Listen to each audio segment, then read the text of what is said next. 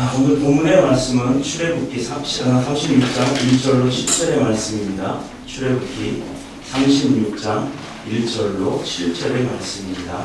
제가 가진 성경으로는 구약성경 138쪽입니다. 우리 한 절씩 교독하도록 하겠습니다. 출애굽기 36장 1절로 7절입니다. 부살렐과 오홀리압과 및 마음이 지혜로운 사람 곧 여호와께서 지혜와 총명을 부으사 성소에 쓸 모든 일을 할 줄 알게 하신 자들은 모두 여호와께서 명령하신 대로 할 것이니라. 모세가 부살렐과 오홀리압과 및 마음이 지혜로운 사람 곧 그 마음에 여호와로부터 지혜가 보아서 그 일을 하려고 마음에 원하는 모든 자를 부르니 그들이 이스라엘 자손의 성소의 모든 것을 만들기 위하여 가져온 예물을 모세에게서 받으니라.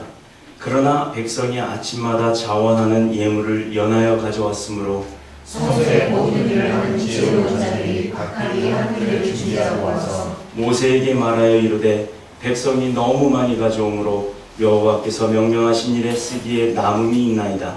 모세가 명령을 내리니 그들이 진중에 공포하여 이르되 남녀를 막론하고 성소에 드릴 예물을 다시 만들지 않아 백성이 가져오기를 그치니 있는 재료가 모든 일을 하기에 넉넉하여 남음이 있었더라. 아멘. 살아계신 하나님의 말씀입니다. 아멘. 오늘 본문의 주제 내용을 가지고 우리 함께 나눌 은혜의 제목은 마음이 지혜로운 자라는 제목으로 우리 은혜를 나누도록 하겠습니다. 한 주간도 다 잘들 지내셨죠? 아멘. 너무너무 보고 싶었고 또 너무너무 뵙고 싶었습니다. 우리 교회가 지난 여름에 8월 달에 몇 명 되지는 않았지만 여름 수련회를 갔다 왔어요.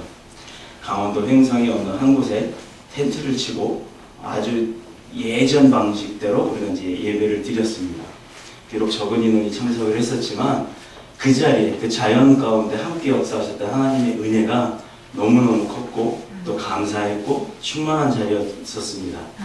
오늘 말씀을 제가 준비를 하면서 여름 수련회가 정말로 하나님의 은혜 가운데 이루어졌구나 하는 그런 감사가 있었어요. 오늘 차 집사님 기도 덕에 제가 힘이 많이 나네요. 감기가 들어서 어저께 정말 막 푹 뒤질수록 땀 흠뻑 쏟을 정도로 이렇게 좀 알았는데 찬양을 못하면 어떡하지 하는 그런 생각을 할 정도로 그 목소리가 잠겼었어요. 그런데 하나님은 찬양을 할 수 있고 또 설교를 할 수 있도록 이렇게 은혜롭게 또 저를 지켜주셨습니다. 하나님의 은혜인 줄로 믿습니다. 아멘. 하나님은 광야에 있는 이스라엘에게 안식일을 지키라고 가르치셨어요. 그런데 그렇게 하시면서 또 한 가지 주문을 요구하셨어요. 무엇이었냐? 광야에는 아무것도 없는 허허 벌판이잖아요. 성지순례를 갔다 오신 분은 아시겠지만 정말 아무것도 없어요. 풀 한 포기, 나무 한 그루조차도 없는 황량한 벌판입니다. 그런 벌판 가운데 하나님께서 안식일을 지켜라. 그런데 어디서 지키냐? 교회에서 지켜라 라고 명령을 하셨어요. 근데 우리 그 교회에서 가르치는 바도 그렇고 하나님이 명령하신 바도 그렇고 여러분 개인이 내 안에 거룩함으로 구별되진 삶을 살고 믿음으로 변화되는 삶을 살 때 내 안에 누가 거하신다고요? 예, 예수님, 성령이 하나님이 내 안에 함께 거하시고 그렇게 되면 곧 내가 성스러운 교회가 된다라고 말씀을 드렸죠. 우린 그렇게 알고 있습니다. 그렇게 또 믿고 있고요. 그런데 그런 교회 각각의 교회가 오늘 기도처럼 각각의 교회가 모여 드리는 그 장소, 예배의 처소를 만들려고 하셨단 말이에요. 근데 생각을 해보세요.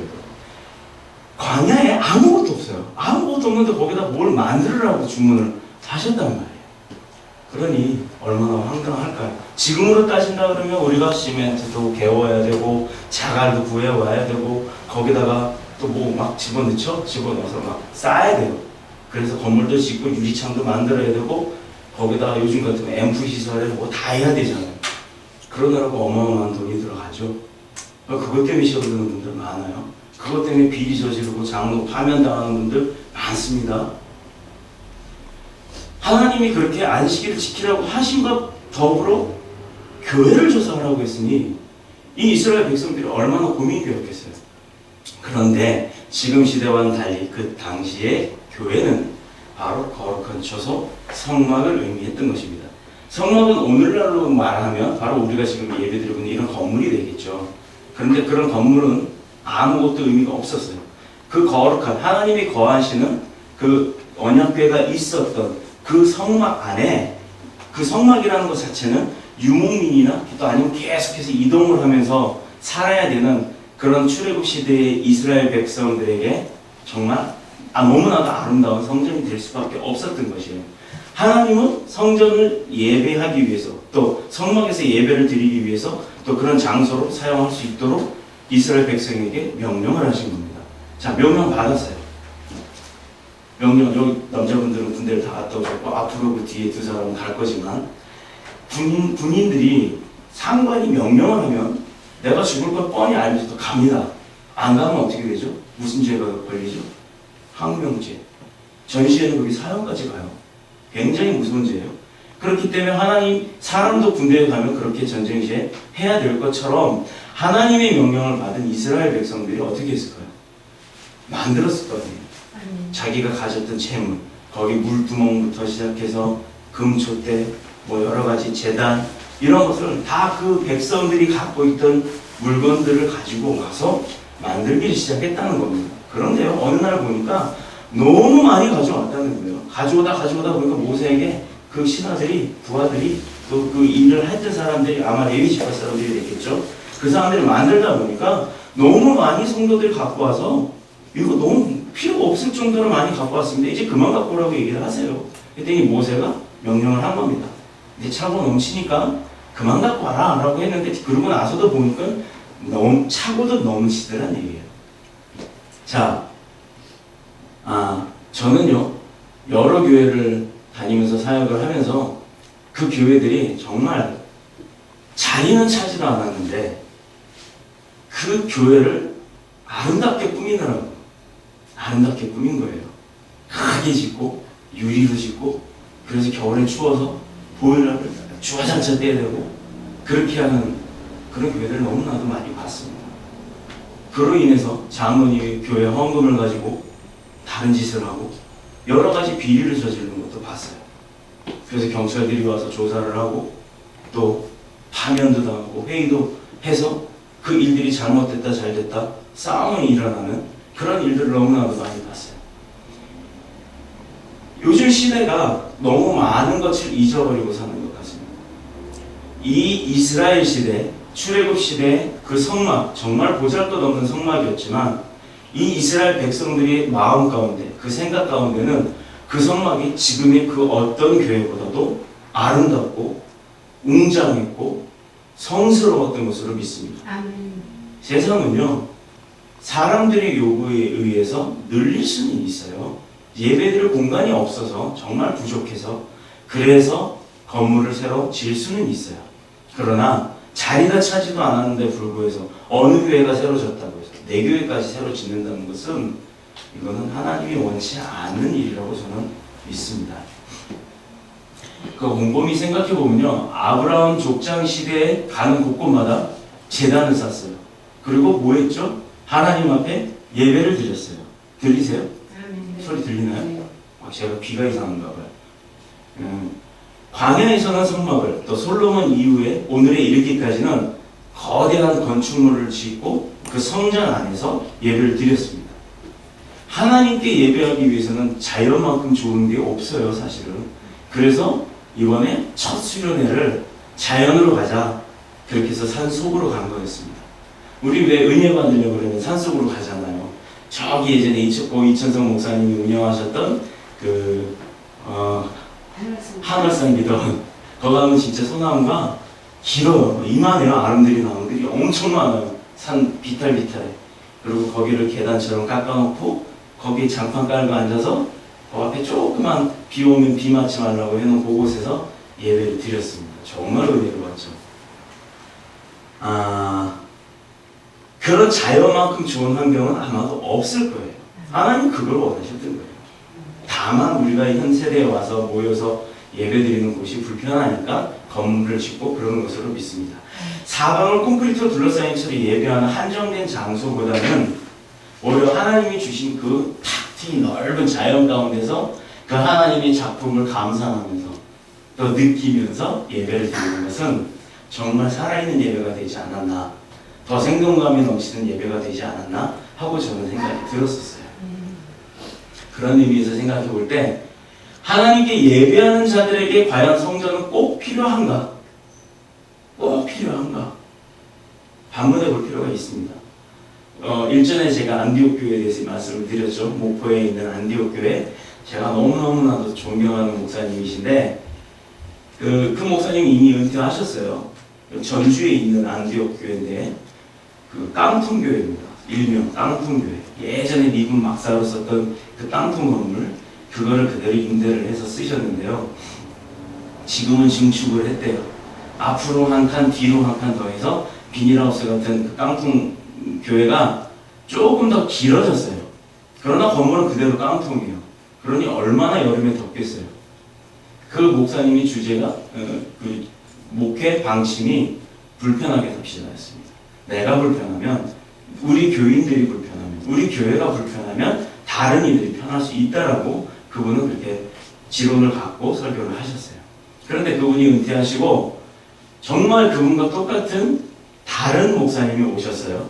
그런데 우리 원로 목사님 같으면 교회 주변에 사셔야 되잖아요. 그렇죠? 근데 교회 주변에 안 사시고 가까운 수원으로 이사를 오셨습니다. 그리고 예배 때는 꼭 내려가세요. 그리고 다시 올라오세요. 왜 이렇게 멀리 가셨습니까? 이제 교회 쪽이 싫습니까? 그렇게 여쭤봤더니 이렇게 얘기를 하시더래요. 내가 교회 가까이에서 살면 새로운 목사가 마음껏 설교할 수가 없지 않을 거 아니냐. 이렇게까지 배려를 하시는 목사님이세요. 자, 그 교회가 지금 5,000명이 모입니다.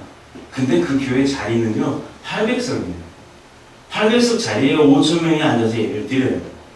자, 이게 기적이지 뭐가 기적이겠어요? 이게 은혜입니다. 하나님은 그렇게 역사하세요. 아무리 건물 크게 져놓고 2층 3층 텅텅 되어 있는 교회보다는 작아도 차고 넘쳐서 은혜가 뜨거운, 성령의 역사가 뜨거운 그런 교회에 하나님이 더 강하게 역사하시는 줄로 믿습니다. 그런 교회가 우리 교회가 될 줄로 믿습니다. 어떤 사람들은 내가 거기서 이스라엘 자손을 만나리니 내 영광을 인하여 회막이 거룩하게 될 것이라. 출애굽기 29장 43절의 말씀입니다. 이 말씀을 하나님 만나기 위해 성전이 필요하다고 말을 할 거예요. 그래서도 지을 거예요. 그렇다면 성전이 없었고 성막도 없었던 시대에는 어떻게 하나님 만났죠? 그때 예수님도 봤어요. 만식이도 했어요. 얼마나 좋아요. 강당, 거대하게 강당 만들어 놓고 강대 높이 해놓고, 굉장히 높죠 강대. 목사님 있으면 천장이 막 닿을 정도예요. 그런 강대에 서서 목사님이 딱 있는데, 예를 들어서 예수님이 그 자리에 계시단 말이에요. 그럼 우리가 예수님 손이라도 한번 만져보려면 그 올라가는데 얼마나 힘들겠어요. 근데 예수님은 그러지 않았어요. 들이나 산이나 벌판 어디서든지 예수님이 좋아라 하는 곳이면 예수님은 그곳에서 말씀을 하셨습니다. 온 세상에 충만하신 하나님은, 온 세상 가운데 충만하신 하나님은 어디에서든지 만날 수 있습니다. 그것이 우리의 믿음인 것입니다. 그래서 야곱이 도망가다가 베델이라고 하는 전혀 낯선 곳에 아무도 살지 않는 곳에서 뭐 했어요? 거기도 광야 같은 곳이에요. 하나님 만났죠. 천사 만났죠. 만나서 뭐 했죠? 싸웠어요. 한도뼈가 부러질 정도로. 그렇게 싸워서 어떻게 했습니까? 천사를 이겼어요. 이긴 다음에 어떻게 했죠? 하나님을 봤잖아요. 자, 원래는요 하나님의 얼굴을 보는 사람은 다 죽임을 당했었어요. 그만큼 거룩하신 분이었다는 얘기예요. 예전에 조선시대, 그 이전 시대, 이조시대 때부터 뭐 누구누구 행차요 그러면 임금이 지나갈 때는 전부 엎드려가지고 고개 들지 않았어요. 못 들었어요. 고개 들면 그 자리에서 경호원들이 칼을 베어버렸다고. 자, 그만큼 거룩한 인간들도 그랬는데 하나님이 그렇게 거룩한 분이에요. 그런 분들을 만약에 내가 얼굴 봤다면 죽어요. 죽는다 하셨어요. 그런데 야곱은 봤어요. 안 죽었죠. 왜요? 야곱이 무엇 때문에 하나님을 볼 수 있었죠? 그 고집. 어떤 고집?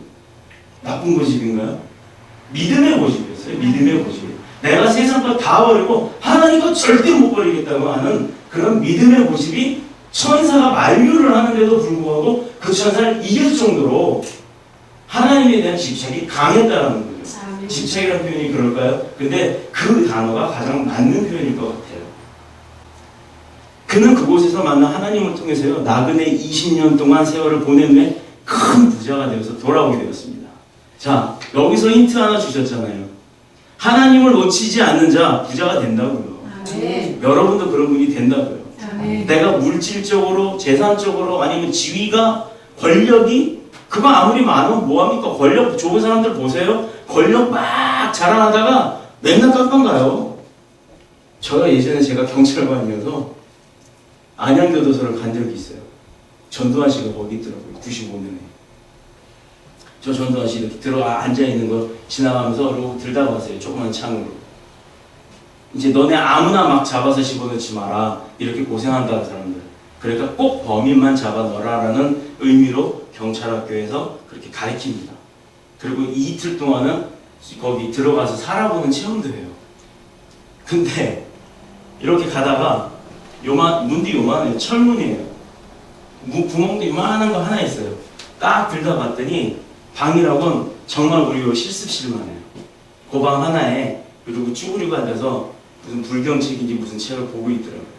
다른 사람들은 성경책들 많이 보더라고요. 근데 그 양반은 꼭 불경책인가 그걸 보고 있더라고요. 그래서 나오기 힘들 거다 그랬어요. 속으로. 근데 나오더라고요. 자, 세상 가운데서 자랑을 칠 수 있는, 세상 가운데서 최고라고 하는 것은 아무 의미가 없다는 것입니다. 우리가 세상 것을 버리고 하나님 것을 버리지 못한다. 하나님 것은 절대 내가 버리지 않겠다라고 했던 야곱처럼 저와 여러분의 믿음도 그렇게 키워나가시면, 또 그렇게 행하시면, 그렇게 변화되어 나가시면 반드시 야곱이 받았던 그 부의 축복의 몇 배가 되는 그런 은혜와 축복이 여러분과 저에게 함께 있을 줄로 믿습니다. 아멘. 그런데도요, 하나님은 이스라엘에게 성전을 어떻게 하라? 건축하지 말라고 했어요. 건축하라고 했어요. 명령을 하셨어요.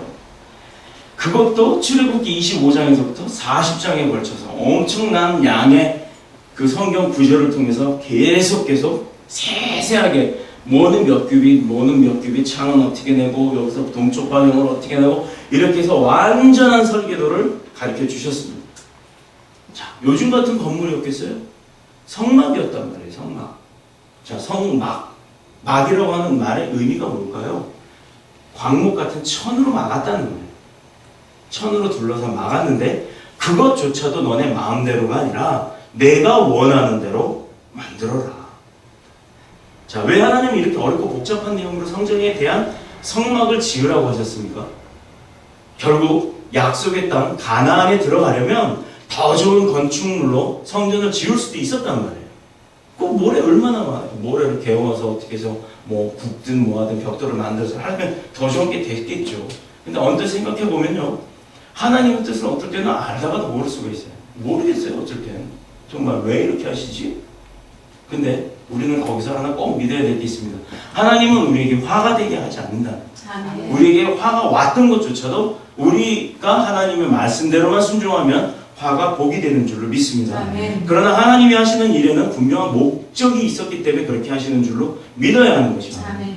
그렇기 때문에요, 제가 한 구절 읽을게요. 이사야서 55장 11절에서 22절입니다.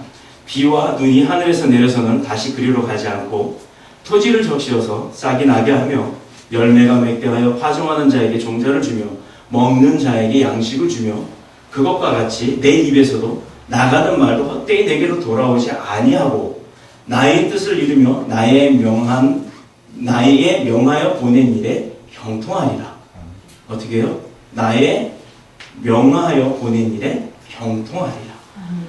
하나님께서 헛된 일이란 존재할 수 없다라고 얘기를 하시는 거예요. 하나님께서 말씀하시는 거는. 그러니까 다 뜻이 있어서 그게 나한테 지금 당장은 힘든 일이 될 수 있어요. 나한테 마음에 괴로운 일이 될 수 있어요. 나한테 마음이 서글픈 일이 될 수 있어요. 정말 나한테 지금 이 순간이 힘들어요. 내가 믿었는데 왜 나한테 이런 고통이 오지? 라고 하는 나의 생각이 들 때도 하나님이 원하시는 일이라면, 그게 하나님의 뜻이라면 우리는 순종을 해야 된다는 것입니다. 아멘. 왜? 하나님의 뜻은, 하나님의 말씀은 절대로 허튼 것이 없기 때문인 것입니다. 아멘. 그분의 생각과 계획은 반드시 성취가 돼요. 그리고 나서는요, 그 결과는요, 꼭 아름다운 열매가, 축복의 열매가 맺는다는 것입니다. 그렇다면 왜 광야에서 고생하고 있는 이스라엘 백성들에게 성막을 지으라고 했나? 다윗과 솔로몬에게는 성전을 건축하라고 했어요. 왕은 돈이 많으니까? 백성은 돈이 없으니까? 근데 그렇지 않아요. 왕도 백성으로부터 돈이 나온 거예요. 물질이 나와서 모여서 왕의 재산이 늘어난 거지, 백성이 벌어서 왕을 먹이는 겁니다. 근데 지금 다 다르게 생각하죠? 왕이 백성을 먹이는 줄 알아요. 요즘 대통령들 그러잖아요. 요즘 정치인들 그러잖아요.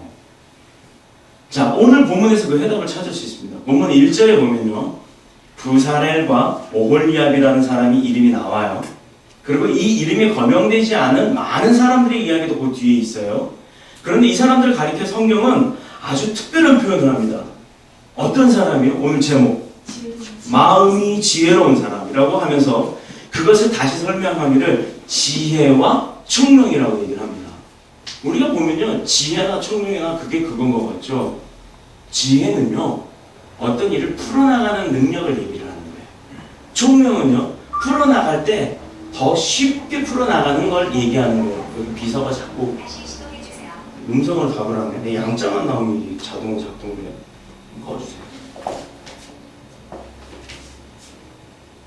그 마음이 지혜로운 자에게 총명과 지혜가 있다라고 했어요. 그 일본어, 제가 이제 일본 선교를 하기 위해서 일본어 공부를 했고, 또 일본 학과를 다녔고, 그래서 이제 일본어 성경이 저한테 있어서 제가 성경 연구를 할 때는 개역 성경, 그 다음에 SBC하고 또 일본어 성경이나 원어 성경을 봅니다. 근데 이 우리나라 성경이 있잖아요. 우리나라 성경이 중국 쪽을 통해서 이렇게 들어오다 보니까 중국 번안으로 돼 있어서 이 영국이 바로 일본어로 복음을 전해줬기 때문에 또 일본은 영국식 그 번안이어서 이 원서하고 거의 비슷합니다. 제가 영어 실력이 딸리다 보니까 자꾸 일본어 성경을 보게 되는데 정말 차이가 좀 있어요.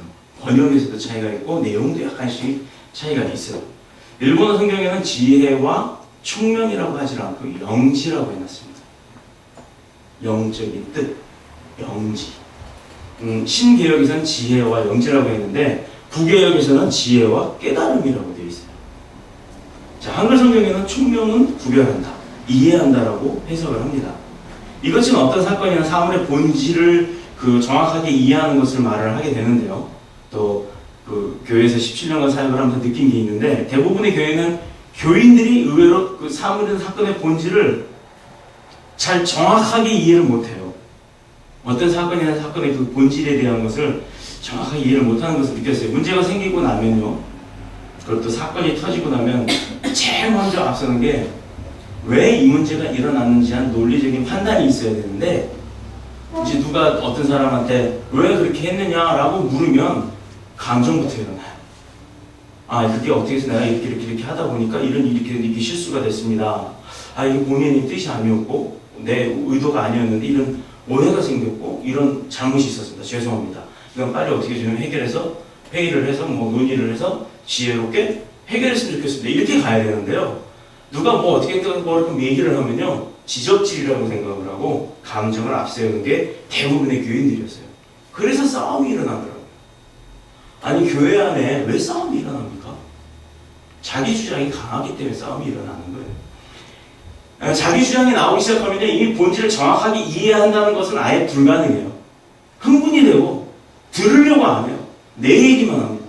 자기 주장의 의견을 관철을 하려고 해요.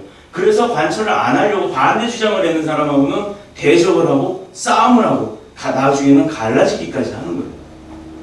자, 왜 문제나 사건을 만나면 제일 먼저 감정을 내세우느냐? 지금 그 사람들의 신앙이 감정의 지배를 받고 있다는 거예요. 예배는 감정이 아니에요. 예배는 은혜가 돼야 됩니다. 예배를 내가 내가 어떤 감정에 의해서 이끌려 다니면요, 예배가 감정이 될 수밖에 없어요. 그런 사람들이 교회 안에 있어서 어떤 일이 있었을 때 그걸 정말 기도하면서 하나님 앞에 의뢰하면서 하나님이 인도하신 대로 순종하며 나가야 아무 문제가 없는데 자신의 의지로 나가는 거예요. 자신의 감정을 앞세워서. 그렇기 때문에 분란이 일어나는 것입니다. 말씀을 통해 내가 믿는 하나님이 어떤 하나님이신가를 먼저 깨닫고 배우고 그리고 알게 되면 성령님이 역사를 하시는 거예요. 성령님이 역사하시고 성령님이 이끌어가면 또 내가 성령님에 의해서 이끌림을 당하고 가는 사람이라면 하나님이 원하시는 일인데 왜 싸움이 일어납니까? 안 일어나는 거예요. 왜 실수가 있겠어요? 실수도 없는 거예요. 왜? 하나님은요 정확무오합니다. 절대 오류가 없는 분이세요. 얼마나 확실한 분이신데요. 그런 분이 우리의 아버지예요. 그런 분들이 여러분들을 지키고 계세요. 참 행복한 겁니다. 나는 새 사람으로 변화가 되는데 항상 말씀보다는 감정을 먼저 앞세우게 되다 보니까 아주 작은 말 한마디에도 상처를 받는 거예요. 상처를. 그리고 내가 흔들리면요 하나님도 흔들리고 또 천국까지 흔들리게 되는 걸 봐요. 그 사람이. 그 사람이 흔들리니까 하나님도 흔들리고 내가 믿는 하나님도 흔들리고 그 하나님이 계시는 천국도 흔들린다는 거예요. 자, 그런 믿음이 옳은 믿음인가요? 그런 믿음입니다. 하나님이 주시는 은혜 가운데 믿는 믿음은 그렇지가 않아요. 바로 이런 사람들 가리켜 지혜롭지 못한 사람이라고 깨달음이 없는 사람이라고 표현을 하는 겁니다. 그런데요, 이런 사람과는 잠시 잠깐 함께 신앙생활을 할 수가 있을 수는 있어요. 근데 그분들이 오래 있나요? 아니에요. 떠나갑니다. 또 다른 자기 적성에 맞는 교회를 찾아가요. 그래서 그 교회에서 또 그 일을 해요. 그리고 또 어느 순간 또 자기 적성에 맞는 교회를 찾아요. 그 사람은 평생 가도 내 교회가 없다라는 거예요. 저희가 사역을 하면서 저희 부부가 사역을 하면서 교회를 참 많이 이렇게 다녀봤어요. 그러나 어느 날 안식을 하겠다고 작정을 하고 하나님 우리도 쉬고 싶어요. 우리가 결혼하고 시댁에 한 번 인사 못 다녀봤고 처가에도 뭐 가까운 처가에만 다녀봤지 멀리도 인사 못 다녀봤다. 그러니까 이번 안식년 1년 동안 푹 쉬면서 다른 교회 가서 은혜도 받고 그러면서 내가 좀 쉼을 얻고 싶어요. 그러니까 저 지금 17년 했으면 많이 했죠? 그냥 쉴게요. 이러고 강제로 사직을 하고 쉬려고 마음을 먹었어요. 그래서 이 주변에 있는 교회들을 좀 다녀봤어요. 그런데 하나님은 교회 예배 때문에 은혜를 주셨어요. 예배를 마치고 나오면요 뭔가 가슴이 뻥 뚫리는 느낌. 근데 그게요 아픔이었더라고요. 외로움이 아니라 아픔이었어요. 외로울 때는요 우리 그 노래 가사 중에 그런 거 있죠. 뭐 외로울 땐 뭐 뭐를 해봐 하늘을 봐요 뭐 이런 거 있잖아요. 왜 하늘을 보니까 하나님 계시기 때문에 하늘을 보는 거예요. 그 사람 믿는 사람이에요. 그 작사가가. 근데 그걸 좀 표현을 외로울 땐 하나님을 찾으세요. 그러면 얼마나 좋아요. 그래서 구자원 목사님이라는 분이 계시는데 트로트 엑스에 나왔던 분, 그 목사님이 나는 목사인데도 불구하고 제가 트로트를 부릅니다. 그분이 그 트로트라는 선교 매체를 가지고 지금 찬양 사역을 해요. 저희랑 같이 할 겁니다. 저희랑 이 아래층 그 스튜디오에서 녹음도 하고 같이 사역을 할 거예요. 우리 교회가 부설로 세우고 있는 그 한국 그 찬양 사역자 협회가 있어요. 저희가 속해 있고요. 또 그 사역자 가운데 이제 여러 국악 가수들이 많습니다.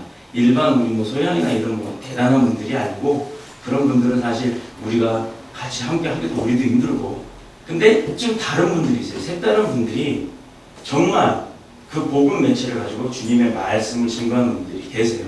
이제 보시게 될 겁니다. 신실한 일꾼이 될 수가 없는 그렇게 왔다 갔다 하는 그런 지혜롭지 못한 자들 언제 어디서 관계가 깨질지 모르기 때문에요. 교회의 지도자로서 바로 설 수도 없습니다. 착하고 충성된 일꾼으로도 설 수가 없어요. 그러면 어떤 상급이 있겠어요? 그런 분들이 나중에 하나님 앞에 불림을 받아요. 우리 그러죠? 믿으면 천국 가죠. 구원 받아요. 맞아요. 그러나 부끄러운 구원이라는 게 있어요. 내가 하나님 앞에 얼마나 떳떳하게 나갈 수가 있는지. 내가 하나님 앞에 갔는데도 왜 우리 그 있잖아요. 시험 봐서 대학 들어갈 때 요즘은 어떻게 보는지 뭐 수능 이거는 제 담당이 아니고 저쪽 담당이라서 제가 잘 관심을 못 쏟았는데 저 예전에 420점이었나요? 우리 때 학력고사가 240점이었나? 420점이었던 것 같은데 240이었나요? 체력장이 20점 그냥 따고 가고 뭐 그랬잖아요. 근데 그때 보면요 턱걸이라는 말이 있었어요. 턱걸이. 100명 뽑는데 100번째로 들어가는 거예요. 턱걸이에 겨우겨우 들어가요. 그러면 그 턱걸이로 들어가면 나중엔 떳떳하죠. 나도 이 대학교 학생이야 이러고 떳떳한데 나중에 학생들은 알잖아요. 누가 턱걸이인지. 금방 알거든요. 그거. 그러고 나면 과에서 어때요? 괜히 주눅 들잖아요. 저 그런 친구들 봤어요. 제가 그랬거든요. 제가 주눅 많이 들었어요. 저는요 진짜 마지막 번으로 들어갔어요. 근데 졸업은 첫 번째로 했습니다. 그게 하나님의 은혜였어요. 이제 뭐 시간이 가면 갈수록 제가 이제 저에 대한 이야기를 좀 하겠지만 지금은 그거는 빼고 우리 더 중요한 이야기를 하도록 하겠습니다. 저는 이런 사람들을 보면요 어떻게 생각하냐면 아르바이트 교인이라고 알바생이라고 생각을 해요. 아르바이트는 연금도 의료보험 혜택도 없어요. 또 노조 가입에 대한 어떤 아무런 조화 제약이나 그 혜택이 없습니다. 그저 시간만큼만 일하면 그만큼의 대가를 받고 끝이에요. 그냥 받고 끝이에요. 어떻게 보면 한 달도 아니고 그 일한 만큼 바로바로 주니까 좋을 수 있겠죠. 근데 소망이 없잖아요. 내일이 없잖아요. 미래도 없고 희망도 없잖아요. 자, 그래서 하나님은 성막을 위해서 부른 사람들, 바로 이런 사람들을 마음에 지혜가 있는 자, 마음이 지혜로운 자라고 표현을 하신 겁니다. 하나님의 일을 하는데 이런 사람들이 얼마나 중요하면요 36장에 3번이나 반복해서 이야기를 하고 계세요. 또 35장 끝절에도 같은 말씀을 반복하셨어요. 또 우리도 그러잖아요. 반복하면 중요하잖아요. 중요하니까 반복을 하고 조르잖아요. 엄마한테 사탕 사달라, 바나나 하나 사달라 막 조르면 결국은 한 대 맞았다고도 나중에 사주셨잖아요. 그렇듯이 우리가 하나님 앞에도 기도할 때 조르라는 얘기예요. 하나님은요, 뭐 제가 이제 그 내년 그 교회 설립이 끝나고 나면 수요 예배 때는 성경 강론을 할 겁니다. 강론 설교를 할 건데 정말 제가 지금 준비를 하고 있어요. 강론 설교를 좀 준비하다 보면 저도 은혜를 받고 제가 막 더 들켜요. 빨리 이거 해줘야지. 빨리 이거 설명해드리고 싶다. 하나님 그러니까 빨리 세워주세요. 이렇게 지금 하고 있어요.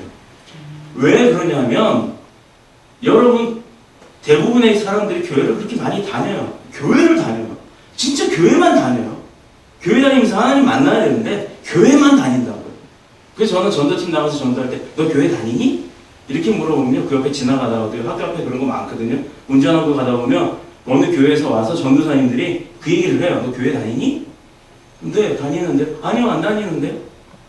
그럼 저는 그렇게 하면 얘들아 스쳐가서 전도사님 그렇게 물으면 애들이 교회 다닌다 안 다닌다 그렇게 얘기하잖아요. 너 예수님 아니?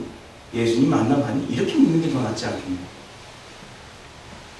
그렇게 얘기를 했어요. 그랬더니 뒤통수한테 맞은 것으로 멍하니 계시더라고요. 교회 다니냐고 물으면 그 아이들은 진짜 교회만 다녀요. 과자 주니까. 저도 과자 3개 때문에 다녀다가 이렇게 됐지만 이렇게 됐다는 게 나쁘다는 게 아니에요. 과자 3개로 내가 하나님한테 코 꼈어요. 바다 코코넛 비스켓 3조각. 자, 선한 사마리아인 누가 착한 사람이에요? 선한 사마리아인입니다. 라고 했더니 과자 3개 줬어요. 지금 같으면 하나씩 줄 텐데. 저는 그래서 나중에 우리 소년부 유치부 학생부에는 엄청 먹일 거예요. 그렇게 발 한 번이라도 드리면 하나님 그 사람은 절대 놓치지 않는다는 거 믿으시기 바랍니다. 이런 일을 하는데 얼마나 중요했냐 그렇게 반복적으로 얘기를 하셨다고 했어요. 그런데 부사렐과 오홀리압은 그리고 수많은 그 충성된 일꾼들은 가지고 있던 이런 지혜로운 마음이 어디서 왔을까요? 그냥 원래부터 있었을까요? 믿음이라는 게 교인들한테 물어봐요. 믿음이 뭐예요? 답을 못합니다. 믿음이 뭐죠? 답을 못해요. 저는 말씀할 수 있어요. 믿음이 뭐냐? 믿음이요. 변화되는 것입니다. 어떻게? 예수 만나서 변화되는 게 믿음이에요. 그래서 내 삶이 바뀌고요. 내 영혼이 구원받는 게 믿음이에요. 이제 우리 교회에 계시는 모든 분들은 누가 믿음이 뭐죠? 라고 하시면 그렇게 얘기하십시오. 이거 제가 지어낸 말 아닙니다. 성경에 있는 말이에요. 우리가 초창기 초반 4월, 5월 뭐 이때 예배 때 믿음에 관해서 6주간 공부를 했죠. 그 6주간에 나온 답이 믿음은 변화입니다. 예수 만나서 변화되고 구원받는 겁니다. 그게 믿음입니다. 자, 1절에 보니까요. 여호와께서 지혜와 총명을 부으셨다라고 그랬어요. 분명히 하나님이 주신 거죠. 지혜와 총명을. 그런 지혜와 총명을 준 자이기 때문에 그렇게 열심히 하고자 하는 마음이 있었다라는 거예요. 그게 누구한테 받은 거예요? 하나님한테 받은 거죠. 하나님으로부터 선택받은 자, 즉 저와 여러분과 같은 자들이라는 것을 믿으시길 바랍니다. 즉 하나님이 뜻대로 부르시는 일꾼 가운데는 하나님이 자신의 능력의 일부를 나누어 주셨다는 거예요. 그러니까 우리가 승리할 수 있는 사람이죠. 그러니까 우리가 성공할 수밖에 없는 사람이에요. 나는 왜 이러지? 나는 왜 실패했지? 나는 왜 하는 일마다 이러지? 라는 생각이 없어져야 되는 겁니다. 이게 바로 믿음이고 변화되는 것이에요. 하나님 알고 나면요, 이렇게 변화가 되는 게 우리의 삶인 거예요. 그런 삶이 축복받는 삶인 줄 믿습니다. 일꾼에게 제일 중요한 게 뭐예요? 명령에 따라서 일을 잘하는 거예요. 성막을 짓는데 성막만 덜렁 져놓는 게 아니라 성막을 지으는데 그게 목적이 뭐였냐? 그 안에서 예배를 드리기 위해 했다. 그러면 그 안에 예배를 드리기 위한 필요한 여러 가지 물건들이 있을 거 아니에요. 성막 지으라고 했는데 이 사람들은 그것까지도 만들어 왔다라는 겁니다. 이게 지혜와 총명입니다. 하나님은 거기에 너무 기뻐하신 거예요. 그 안에 많은 거룩한 물건들과 장식이며 그리고 또 도구들을 만들 재료들을 가지고 모이기 시작한 거예요. 누가 시키지도 않았는데. 성막만 지으라고 했는데. 이게 바로 지혜인 겁니다. 예전에요, 저희 할머님이 114살에 돌아가셨는데, 담배를 피셨어요. 맨날 새벽에 한 6시 반 되면 일어나서 앉아서 묵주기도를 하세요. 캐톨릭 신자여서 묵주기도를 하는데, 캐톨릭은 술, 담배 다 하잖아요. 그러니까 아침마다 담배 연기 시작하고 눈을 떴습니다. 그런데요, 할머님이 맨날 그래요. 이제 제가 이제 이름이 아야, 서가 이래요. 원래 제 본명이 기석이었거든요. 서가 그래요. 그러면 네 하고 가서 담배를 갖다 드려요. 담배 갖고 오라는 얘기했거든요. 그러면 조금 있으면 또 라이터도 갖다 와라, 갖고 와라, 뭐 잿더리도 갖고 와라, 이러면 또 가야 되잖아요. 근데 그때 잿더리까지 갖고 가요. 한꺼번에. 두 번에 뭐 왔다 갔다 하기 싫어서. 그러면 할머니가 되게 좋아하셨어요. 마찬가지로 하나님이 원하셨던 어떤 일을 시켰는데 그 일 말고 그 외에도 부과될 만한 일들을 하나님의 뜻에 합당하게 만들어서 갖고 오면 하나님은 더 기뻐하신다는 거예요. 하나님께로부터 지혜로운 자라고 칭찬을 받을 수 있다는 것입니다. 사람의 생각대로 자기 마음대로 만들거나 또 관리할 수는 없어요. 저는 지지난주에 토요일 날에 주일날 설교를 막 이제 프린트도 해야 되고 바쁘잖아요. 주보도 만들어야 되고. 그런데 컴퓨터가 고장이 났어요. 정말 컴퓨터라는 녀석이 주일만 앞두면 고장이 나요. 심지어 먼저 선교된 교회에서는 내일 예배예요. 그럼 방송실에 그 장비가 있잖아요. 뭐 자막도 나와야 되고 이러는데 전화가 와요. 부목사님이 큰일 났다. 컴퓨터가 먹통이 됐다. 가보면 부목사님이 만지다가 완전히 날려버려요. 복구가 안 될 정도로 만들어 볼 때가 많았어요. 근데 꼭 토요일이에요. 주중에 내내 놀다가 다른 일 하다가 뭐 신방이다 뭐다 다른 데 막 보다가 정작 거기 담당도 아닌 분이 올라가서 만지다가 망가뜨려 놓고 예배를 망치게 만들어놔요.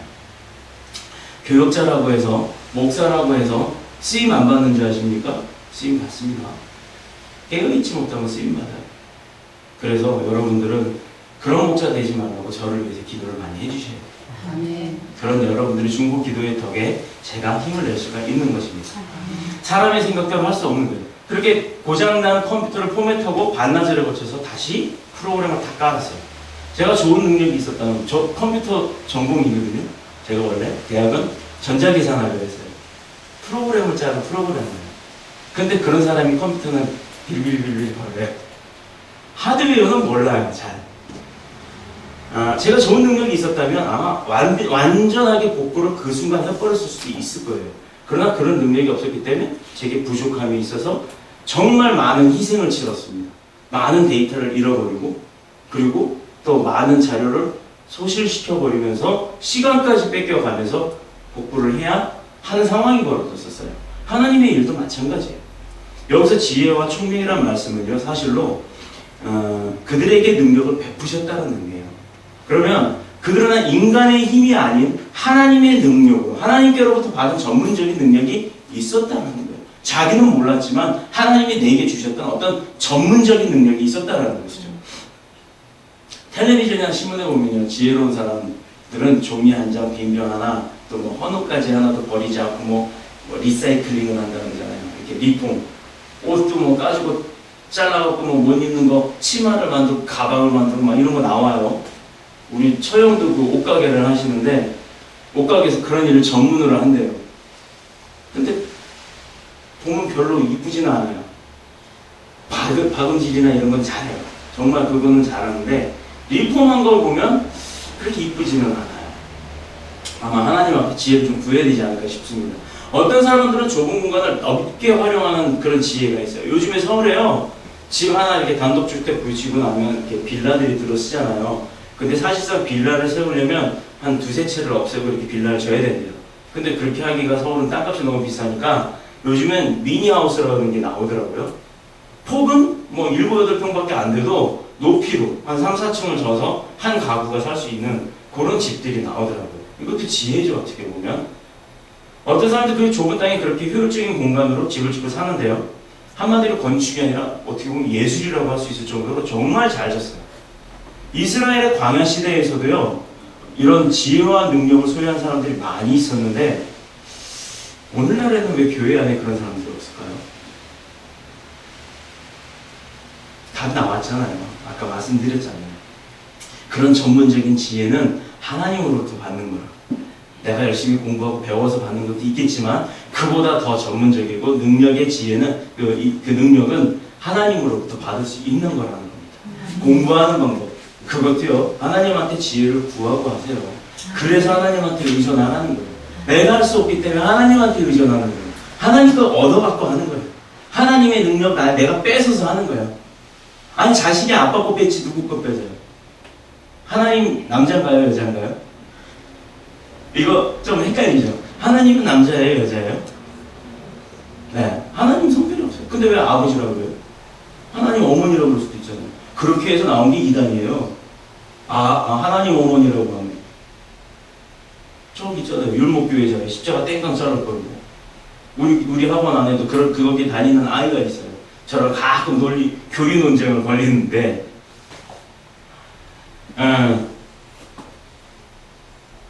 어디까지 얘기했다가 얘기했지? 하나님 아버지. 아버지가 왜 남자인지 여자인지 구분이 안 되는 분을 갖다 왜 아버지라고 그러느냐? 그거는 다음번 성경 강론 때 말씀드릴게요. 이스라엘 광야 시대에도 이런 지혜, 소유, 능력이 많은 사람이 있었음에도 불구하고 요즘 시대에는 교회 안에 그렇게 교회를 진짜 믿음으로 섬겨가면서 그렇게 교회 안에서 지혜롭게 총명스럽게 마음에 은혜 있는 사람, 그런 사람들이 없다라는 거예요. 하나님 그걸 탄식하고 계시는 거예요. 자, 저들은 아무리 복잡한 일도 특별한 기술이 없이 필요로 하는 그런 기술을 필요로 하는 일도 문제없이 다 풀어나갔단 말이에요. 왜 우리는 일도 못하면서 시험에 잘 넘어지는지 몰라요. 아니, 하지도 못하면서 넘어지기는 잘해요. 요즘 사람들은요, 기독교를 제가 욕은 할 수 없고 멍도교라고 그래요. 멍도교. 근데요, 우리가 깨달아야 될 부분이 너무나도 마음이 안타까운 거예요. 일부 사람들이 사탄의 쓰임을 받는 이들이 있겠지만요, 많은 사람들이 그 멍도교라고 하는 많은 사람들이 교회를 다녔던 사람들이라는 겁니다. 안티크리스찬이요? 내가 뭔가 반대하기 위해서는 그걸 알아야 반대를 하는 거예요. 안티크리스찬들 가만 보면 교회 생리, 심지어 거의 목사 수준의 교리, 이런 거 다 갖고 있어요. 그런 사람들이 오히려 기독교를 욕을 합니다. 왜요? 상처받고 떠나서요. 마음이 변질이 되어서요. 사탄으로부터 쓰임을 받기 때문에. 소위 이른 양 찾기 행사도 개교에서는 참 많이 해요. 새신자들은 자기를 모르니까 새신자들하고만 잘하고 헌신자? 헌신자? 막 드리는 사람, 헌신자? 저는 그렇게 얘기할게요. 그런 사람들은 그냥 신경도 안 쓰고 일어나요. 그건 잘못된 목자예요. 그런 목자라면 과감하게 그 교회 떠나야 되는 겁니다. 만약에 제가 그렇게 변질되면 다 떠나세요. 저 변질 안 되도록 그렇게 기도해 주세요. 아멘. 저도 그거로만 맨날 기도합니다. 소위 이른 양 찾기를 하는 그런 것도요, 이 성도가 내 거라는 생각을 갖는 목자이기 때문입니다. 왜 그런 줄 아세요? 성도가 내 거여야 성도의 재산도 내 거거든요. 그게 이단이에요. 전 재산을 갖다 바쳐라. 미국은 그런 경우가 있어요. 근데 한국은 그런 경우가 없어요. 미국에 어느 연로하신 분들이 자기가 죽기 직전에 목사님한테 기도해달라고 불러서는 자기 전 재산을 교회에 헌물하겠다. 그러고 가시는 분들 많아요. 미국은 그 기부문화제도 때문에 그렇게 하는 데가 많지만 한국은 그런 분들이 드물다고 해야 될까요? 없다고 해야 될까요? 아직까지는 그런 분 못 봤어요. 자식들한테 주려고 하기 때문에. 자, 목사가 먹사가 되고요. 집사가 잡사가 돼요. 진짜 그런 교회가 많습니다. 그게 현실이에요. 세상으로부터 그렇기 때문에 교회가 개독교라는, 멍독교라는 비난을 받는 거예요. 교수가 교회가 교인 수에만 집착을 하고요. 커다란 건물에만 집착을 하잖아요. 그 안에 예수님이 계셔야 되는데 예수님 모시는 건 신경 안 쓰고 그런 거에만 정작 다른 거에만 제밥에만 정작 그 안에 예수님은 없게 되는 거예요. 건축과 관련해서 많은 비리들이 밝혀진다고 했잖아요. 또 지금도 그런 거 많죠? 또 세습에 관한 문제로 교회에 내분이 일어나서 갈라져요. 그래서 원점으로 돌아가자는 그 뜻을 가진 젊은 목회자들이 목회자 2.0이니 목회자 3.0이니 하는 운동을 하는 것입니다. 건물이 중요하지 않다고요. 예수님이 중요한 거예요. 그리고 성도는 내게 아니라는 거예요. 나는 단지 하나님의 양을 보필하는 것 뿐이라는 거예요. 섬기는 것 뿐이라고. 내가 그거 못하면 나는 하나님으로부터 질책을 받는 양식인 거라고. 하나님이 나한테 맡긴 시몬의 아들 요한아, 요한의 아들 시몬아, 네가 나를 사랑하느냐? 그러면 내 양을 얻어라. 명령하셨잖아요. 여러분이 저한테는 그런 하나님의 양이에요. 하나님이 원하시는 교회를 만들자. 그게 요즘 젊은 목자들이 일어서고 있는 운동인 것입니다. 그 답은 2절에 있습니다. 사람의 마음이 문제인 것이에요. 자, 이 사람들의 마음이 어떤 마음이었습니까? 여호와께로 지혜를 얻고 와서 그 일을 하려고 마음에 원하는 모든 자를 부르매 하나님의 일꾼이란 마음에 스스로 자원함이 충만한 자여야 한다는 것입니다. 자원하는 마음. 시켜서가 아니라 자원하는 마음. 물론 때로는요 그런 게 있어요. 자원하는 사람이 너무 많으면 좀 정리를 해야 될 필요성도 있겠죠. 아니면 이제 부딪힐 수가 있으니까 그거는 이제 뭐 지혜롭게 유들이 있게 해 나가겠죠. 그게 바로 충만함이 있어야 이루어진다는 것입니다. 하나님의 일을 기쁘게 여기기 때문에 또 자신을 일꾼으로 부르신 주님에 대한 그 사명 그리고 뜨거운 마음이 있기 때문에 그렇게 자원할 수가 있는 거예요. 사명이 주어지고 임무가 부여되면 그 벅찬 가슴으로요 그 감동에 충만해야 되는 거예요. 충실해야 되는 거고. 흔히 보면 사모하고 또 사모하고 진짜 또 사모하는 사람으로부터 어떤 부탁받으면 대부분 어떻게 하세요? 승낙하죠. 예를 들어 진짜 사모하는 사람이 결혼하자 그러면 승낙하죠. 정말 싫어하는 사람이 결혼하자 그러면 승낙하나요? 안 하잖아요. 자기 인생을 그 사람하고 맡겨버리잖아요. 그렇듯이 진짜 내가 사모하는 마음이라면 그 마음 가운데는 거절이라는 게 있을 수 없다는 것입니다. 이유가 뭐죠? 무조건 좋기 때문이에요. 좋으니까. 싫은 거 하라고 하면 하고 싶나요? 하기 싫죠. 저도 사람인지라 하기 싫은 거 많아요. 진짜 운전하다가 막 이렇게 확 와서 깜짝 놀래 그러면 심지어 와가지고 막 밀어요. 차 옆으로 뭐 진짜 떨어질 정도로. 요즘에 뭐 한다고? 운전 그거? 보복운전. 추석 때 지방을 가는데도 그런 일이 있었어요. 그래서 차를 앞에다 세우고 어차피 길이 막혔으니까 세우고 내렸어요. 예전 승진 같았으면 2단 옆차게 날라갔겠죠. 아니면 수갑을 꺼냈거나 그랬겠죠. 근데 가가지고는 놀라셨냐고. 내 잘못 아니었거든요. 제가 왜 이렇게 뛰어들어오는 순서예요. 근데 안 뛰어주려고 밀더라고요. 그래서 그 차 간담회 들어갔어요. 그랬더니 그 차선을 바꿨더니 옆으로 또 밀어요. 그 나중에 어떻게 가다 보니까 앞으로 가게 됐어요. 그래서 섰어요. 그래서 승참에 앞으로 다 서 있길래 이 참에 내려서 얘기해야겠다고 내려서 놀랬냐고 이 얘기하러 갔는데 옆에는 우리 세빈이만한 남자아이, 여기는 문신이 쫙 있는 아주 멋진 아저씨, 미술 화가가 있더라고요. 거기 화가가 운전을 하면서 뒤에는 부인은 맨발에 발을 이렇게 양반다리를 하고 앉아가지고 있더라고요. 막 욕을 해요? 왜 욕을 하시냐? 욕하지 말라고. 나 싸우는 거 아니야.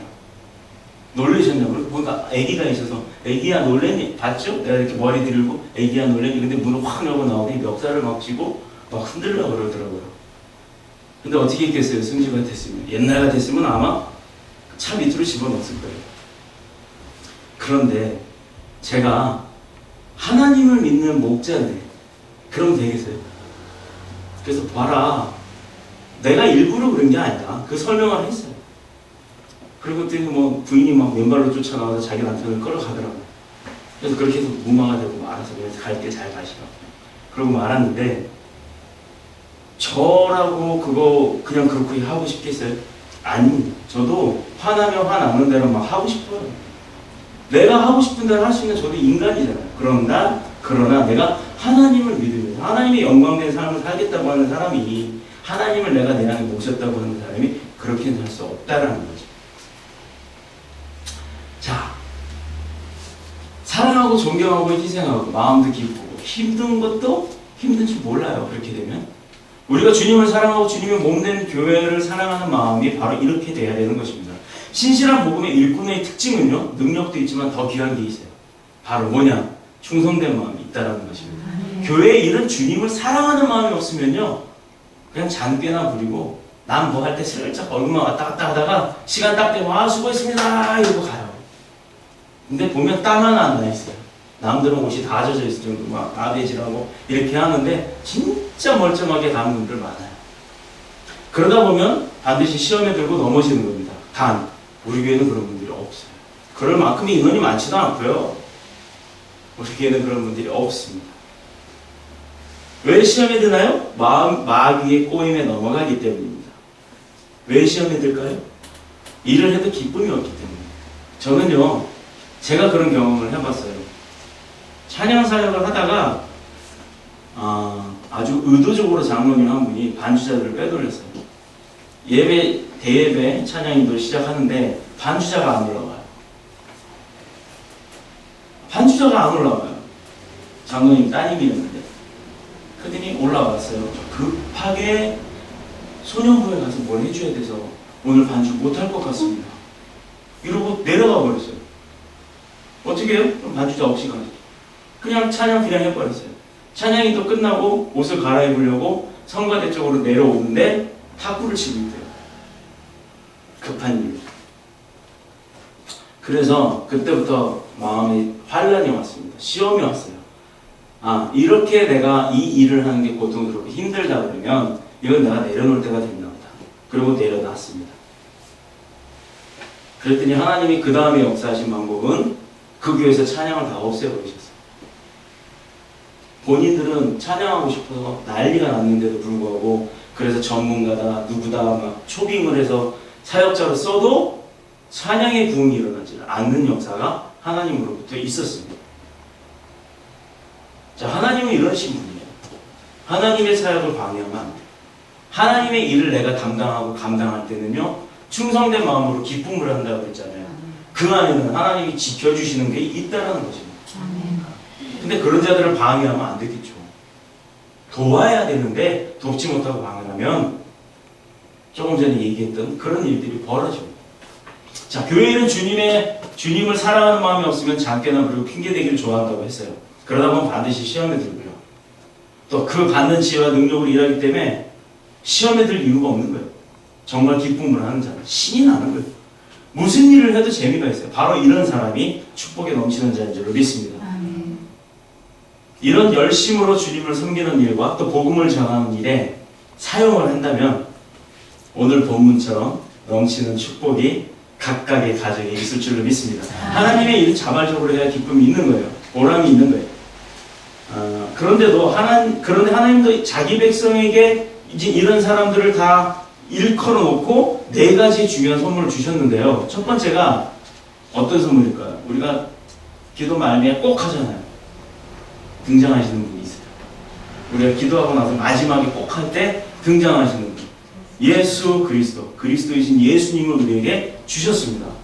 희생명으로 우리를 대신하여서. 자, 죄를 용서하시고 하나님의 자녀되게 우리를 회복시키셨어요.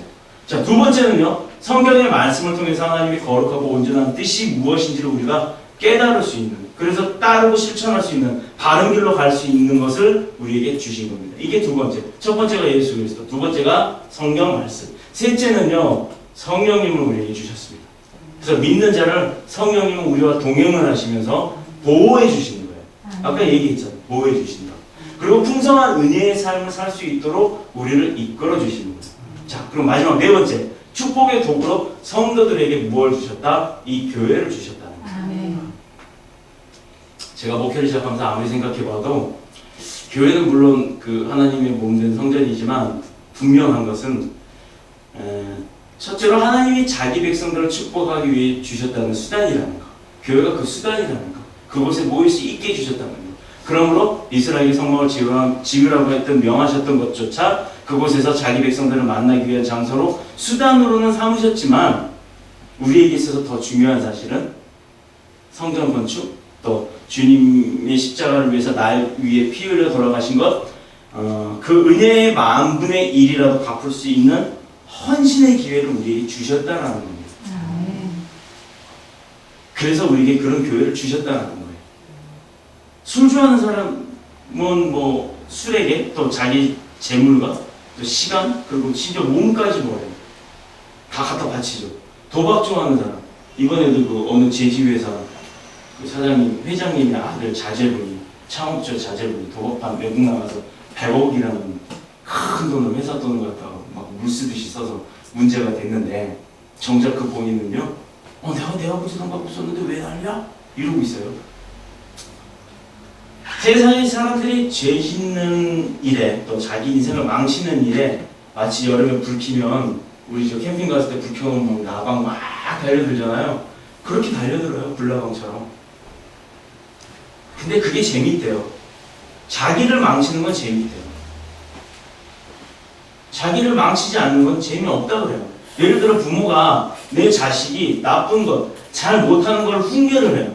지적을 해요. 이러지 마라, 뭐 하지 마라. 이러면요, 그 자식은 뭐라고 생각하냐면, 여기 아니에요. 그 아들은, 딸은 뭐라고 생각하냐면, 뭐야, 왜 나한테 이렇게 관섭이 많아?